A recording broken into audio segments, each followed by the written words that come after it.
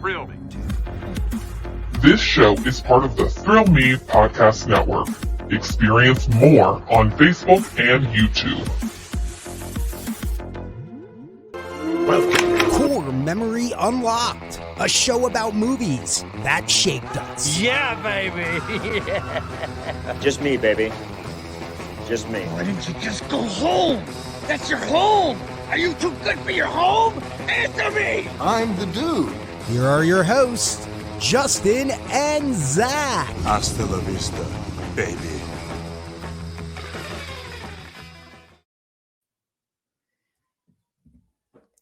Hey, man. Oh, hi. You're I'm working just for a making sure moment. I'm making sure the microphone's just picking up, man. This thing's Okay, acting great. wonky. And you It's made acting me wonky. think that it didn't. I was like, why is it so quiet? I thought we were having problems again. Nah, we're good to go. This is Core Memory Unlocked. That's Justin. I'm Zak. And we are getting into a movie tonight that is near and dear to, I think, a lot of people's hearts. Mm-hmm. I think this is one of those movies, if not,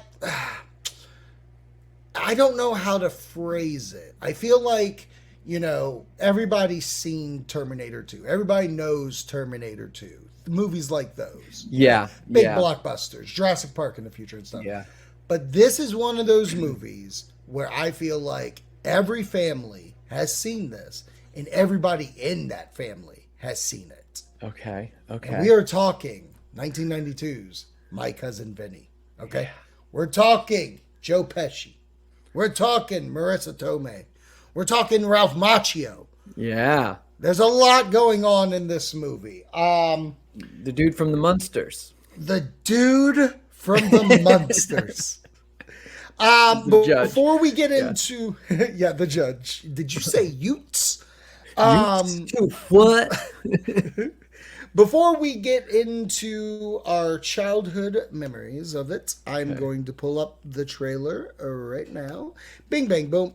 Nope, don't do that one. You know I hate it when you do that one. I'm not trying to do the big one. There we go. There we go. All right, so let's watch. I just thought, it's rated R. And I'm like, of course it fucking is. It's Joe Pesci. Of course. Jesus fucking Bam! A fucking bullet. Yeah, you give a fuck what the kind of pants the son of a bitch who shot you was wearing. I could do the whole All right, movie. stop if it, you wanted stop to. it, stop it. Here we go. I Here could we do go. the whole movie. We're watching the trailer. A funny thing Well, happened no to idea. William and Stanley on their way to college. At what point did you shoot the clerk? They I shot the got clerk. for I murder. shot the clerk. Whoa! I shot the clerk. Wait a minute. Now, I shot the kids clerk. from New York are in deep trouble It's time to make your phone calls. The clans here, they're inbred. They sleep with their sisters. in the Some deep of them do. South, Some of them do. and Some of them only do. one man can save them. We need to call an attorney, a great attorney. He's not your typical hero. You famous for your mud? How's your Chinese food? He's My cousin Vinny. I can't get through this. I'm not, Yeah, you blend. it's going to be the most annoying podcast for everyone. For the bar, that's a lot of studying. Because I'm going to not be able to not quote it. You never heard of What's a grit? I just actually never Grit. seen See a the grit grit. before. it's his first case. Now, didn't I tell you dress appropriately? You were You serious, serious about that? I fucking love it. handle that, Judge? Oh, you're so... Move talker, you are. The two youths. Did you say Utes? There it is. Two youths. What is a Ute? But with Vinny's To youths. I wore this ridiculous thing. For you. You. and Vinny's girlfriend, We agreed to get married as soon as you won your first case. My biological clock is ticking. Not to mention your The way this case is biological going, I clock. ain't never getting married. they're dead meat. God damn it. Permission to God treat damn these it. people as a hospital. You think of us and now wait till you see me tonight. Joe Pesci is My Cousin Vinny. You two know each other? Yeah, she's my Fiancé. fiance. Well, that certainly explains the hostility.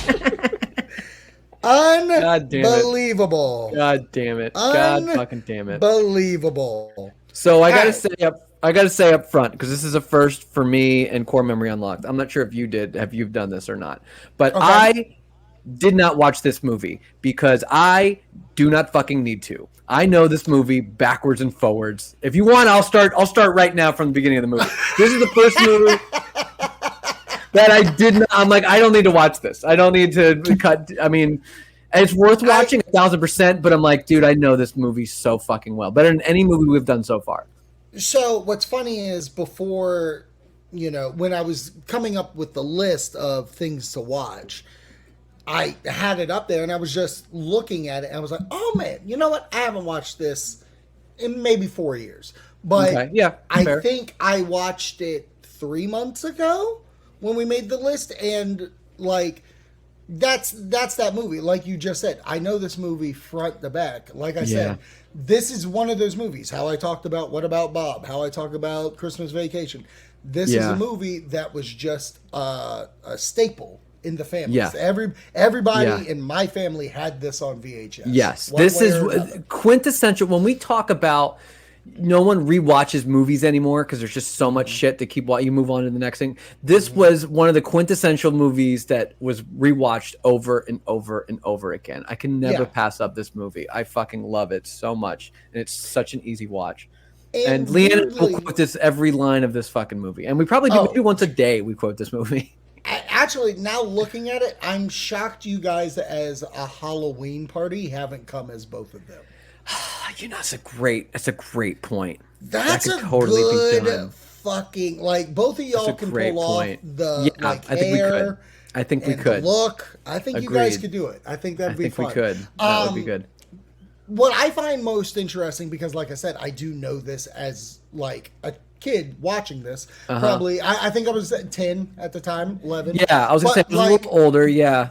So when the rated R came up, I'm gonna be honest. Besides the bam, a fucking bullet, like I didn't realize that this wasn't for kids.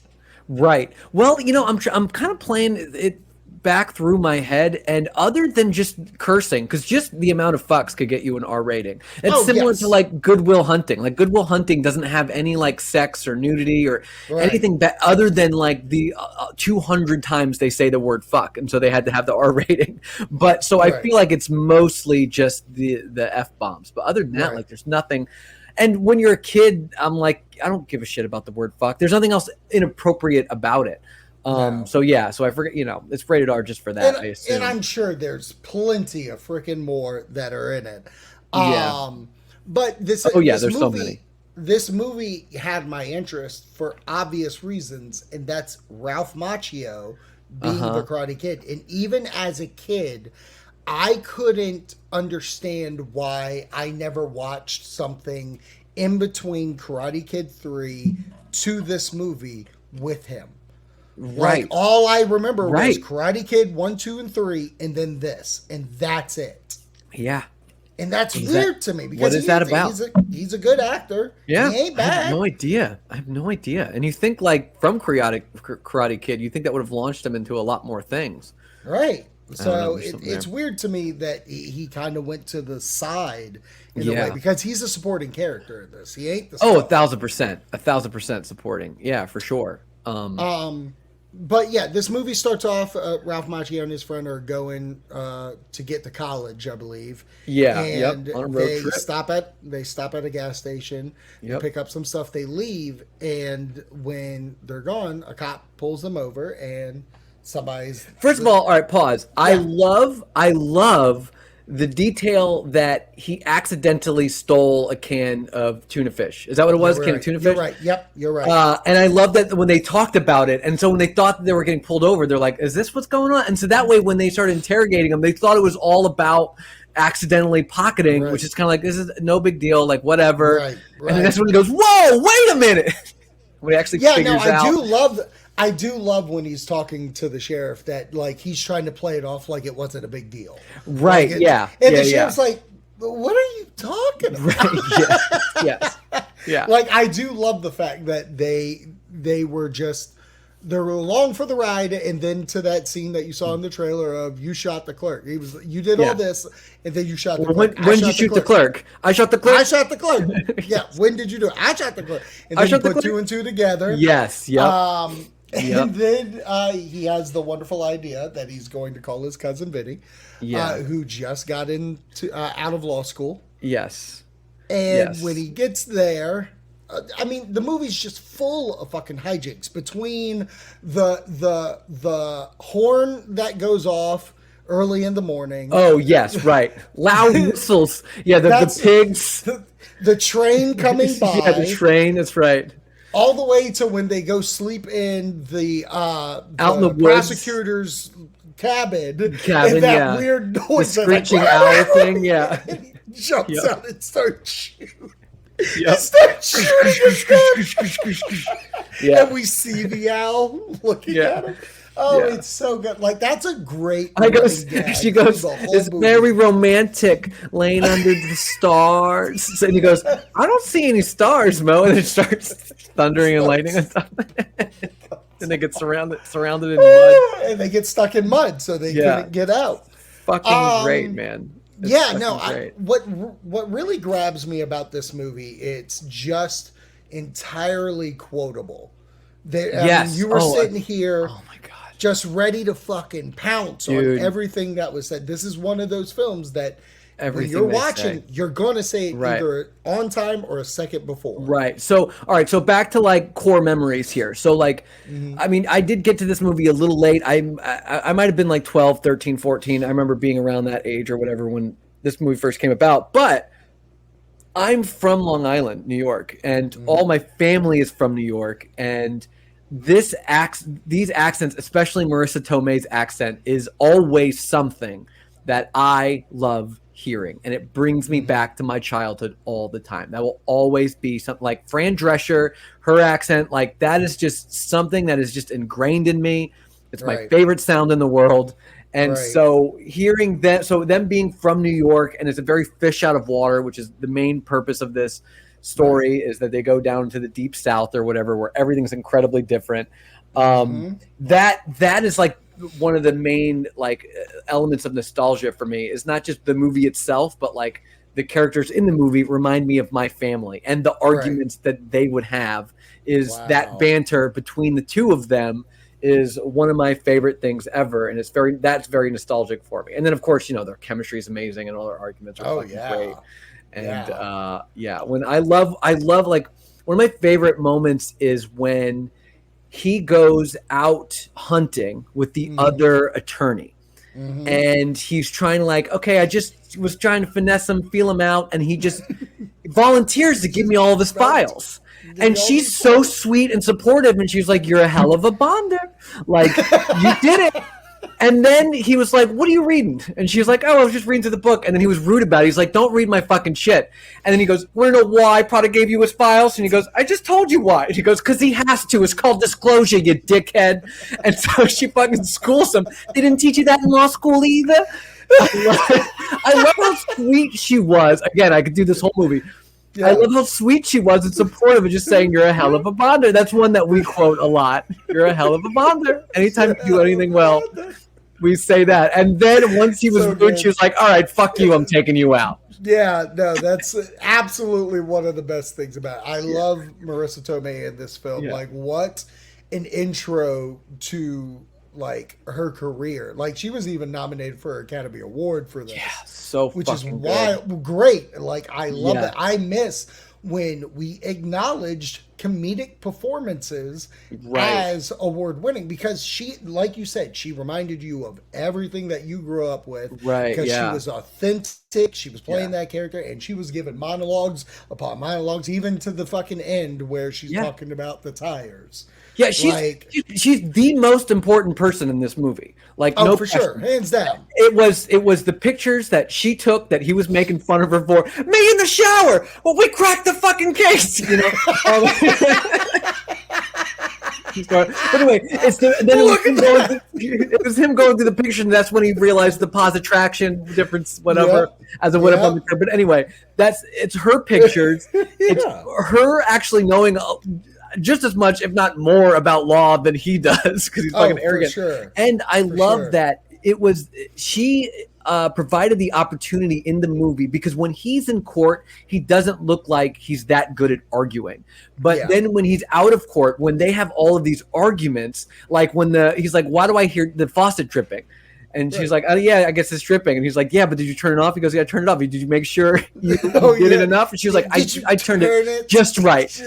And anyway, so they had this like fake argument, you know, from NASA engineers or whatever.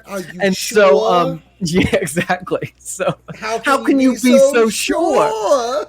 And this kind of shows like the level of arguments that's just part of his life. And her character being there got to show off that side of him. And then it was all about like, we're rooting for him because like, you can do this. You just need to learn how to do this in court, which eventually he does do. When he starts getting the witnesses on the stand and starts, you know, taking them out one by one with the grits. The guy taking, you know, saying it takes 15 minutes to make grits. Right. Yeah. Instant grits. And he goes, no self-respecting Southerner uses instant grits. I love he did that. I love the guy when he shows the pictures of, he's like, all right, what are these? What is this? Bushes. Yeah, it's good. Just call it right out when you know it. And what are all these little things on the bushes? Leaves. Very good. And what's all this? Dirt. Yeah, right. Yep, that's right. And then the lady with the glasses. Yeah. He fucking knocked them out one by one. How many fingers? How many fingers now? Yeah. So all that shit, that's when he really came out of his shell, and I think she helped him with that. So she's definitely the most important character in this movie. She's the fucking hero of the movie. And I feel like this movie as a whole, I love it as the procedural it is. Like at this time is when Law and Order's getting big. Everybody's watching it, and it was like, okay, we want to do this. Bam, we want to make a comedy. Boom, who do we get? Yeah. We get Joe Pesci, who is an unsung hero of comedy in my eyes. Yes, agreed. And I just love him, like beginning to end to this film. There's so many good moments within the court scene, especially when they solve it. One person I'd like to talk about, just because it's like, it's short, but I love it. I love when the other friend wants to get a new lawyer. Yeah, he wants to use the DA. Yeah, he wants the to district use the attorney. The guy who stutters. Yes. Friday, you were there. It was because like, I get a little nervous. I get a little nervous. And then when Joe Pesci's winning, you're fired. I want him. Yeah. Yeah, he was a great fucking character. I fucking love that too. Yeah, for sure. I love the coach from the Mighty Ducks as the prosecutor. I thought he was good. That's where it is. That's where it lies. Yes, right. Yep. All right. Like I love identical. Identical. He was a good lawyer. I agree, and he was great too. And I love that he was, also still nice. And I loved at the very end, he was like, "Okay, I'm gonna drop, all charges because." All this shit. I love that. Seriously, this movie was just full of fucking running bits. I love that he's trying to fool Herman Munster about like his name. No, I said Leo Getz, not Leo Katz. Okay. Right. Hold on. What was his fucking name? It's Gallo and Callow. Yeah, Callow. Yeah, it's Callow. Jerry Callow. Yeah, Gallo. It's Jerry Callow. He goes, Jerry Gallo's dead. He goes, I know that. Callo. He was just like, you fucking asshole. Are you serious right now? God. I love. Okay, so you're talking about like all the ways he couldn't sleep. I love he kept getting thrown in jail. And then one time he was like, "Don't even bother bailing me out this time. I'll actually get a good night's sleep." And he did because he's used to the New York City streets or whatever. I also love the dude that when she tried to hustle some guys or got hustled playing pool. I know, because that had nothing to do with the rest of the movie. It was, but again, he's showing how he argues. He goes, "Go ahead, fan it out, show it to me." And he's like, "I don't even bother fighting you until you show the money." And then by the end, I got your money. He had no time for it. Punched him, took it. Yep. And then the guy who was wearing a neck brace, he goes, whose person you falling? Theirs or yours? He goes, mine. He goes, nah, fuck. That's right. He was trying to get a case out of it. I fucking love it so much. God. Oh, a counter offer. We call that, we lawyers, I'm a lawyer, we call that a counter offer. So I kick your ass and collect $200, or you kick my ass. I think I'm gonna kick your ass and collect the $200. Oh my god, dude! And it was like, I'll get the money. I fucking love it so much, dude. I would so much never. I would never want it because the time is done, gone, missing. Don't ever touch it.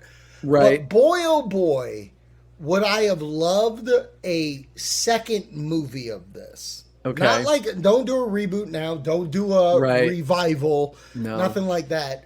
But this came out in 92. 1996, man, you would have seen me in the theater seeing My Cousin Vinny too. Me too, yeah. And what would have been great is because the family's so big, you could have had a different cousin going through an issue. Right. Like they could have gone to California. Right. If we had time, I would make your goddamn AI bot make us a fucking. Oh right, yeah, that would be fucking great, dude. It'd be right now. My Cousin Vinny too. But that's also like something I was thinking. I'm like, this is yet another example. I feel like of a movie that just wouldn't be made. That aren't there. It's not made anymore. Movies like this are not made anymore because it's too quaint. Comedy has to be like bigger and funnier and more outrageous. And like the stakes would have to be like higher, and there'd have to be like some action element. Like this is just a fun, cute, quaint movie, and I'm like, I just don't feel like they make movies. Movies have become so much larger than life that no one would make a movie like this anymore, and it's really fucking sad because it's just like this perfect little movie. And if it did, it'd just get lost on Netflix. Agreed, yeah, because it wouldn't get all of that tremendous hype of, whatever it is, that blockbuster shit that everyone's after now. But Jesus Christ, dude, was this movie just across the board? I love it so much. I'm interested to see if anybody has not seen this movie because it's not an obvious movie. It's not a movie that I hear talked about often. Which is interesting to me because I feel like it's a movie where people are all about it. Well, the people that have seen it are obsessed with it, as they should be. But I also feel like, it's not that, I don't know, that from at least I have not met too many other people that have talked about that movie or whatever, or quoted the movie. Right. Even though. Wow, that's wild because for me, I feel like this was one of those movies everybody grew up. Now, of course, the year 2000 on, I believe you. I believe nobody ever touched this movie. Right, yeah. But in our generation, I feel like it would have been watched. And I feel like it's one of those movies maybe found on Netflix. I would really like to see someone, if a listener or viewer of this, who has never seen it and just wants to give it a shot, I dare you to go watch it and then come back with your feelings. Because I don't think it's trapped in time like a CD with a bat symbol. No, not at all. I don't think any of the jokes are to its era. I feel like anybody can play with it. I think this is just nothing dates this movie whatsoever. Timeless movie. Yep, nothing dates this movie. It's timeless for sure. Because it's so like character driven, and we all understand what New York is like and what the South is like. Until those cultures don't exist anymore, this movie will always make sense. I just thought of another reason why Marissa Tomei is the hero of this movie. At the very end, when after the judge is looking up Jerry Callow, and eventually he's going to find him out. And that's why like Vinny's trying to get out of there as quick as possible. And then so he made it exactly. It was like, arrest me. And he was like, what was that about? And Marissa was like, I called in a favor to an old friend, which was his old lawyer buddy, the one the judge that got him into lawyering in the first place. And it was like, again, she's the fucking hero of this movie. And then they argue about it. Oh, you don't think I could do this by myself? Right, yes, that's right. That's right. So good. And you actually have to thank someone. Oh, what a fucking nightmare. You win case after case. You have to thank someone. What a fucking nightmare. Oh my God, what a way to end that. It's fucking, dude, Marissa Tomei is everything in this movie. Fucking everything. This gave her every bit of whatever she's in after I'm watching. Right, yeah, and like, 1,000%. She's amazing. I mean, she's amazing in the Spider-Man movies. She's just top tier. I'm glad she exists in this world for us. Yes, agreed. Yeah, so if you haven't seen it, go check it out. Let us go watch this movie. If you have seen it, Tell us what you think. Show us Your your favorite favorite quotes. quote. Yeah. I'd love that. I'd love that. All right. So next week we will be doing I Love You, Buddy. And then we will probably come back in December with some more Christmas themed stuff. Yeah. So till then, It up. love you, buddy. Love you, buddy.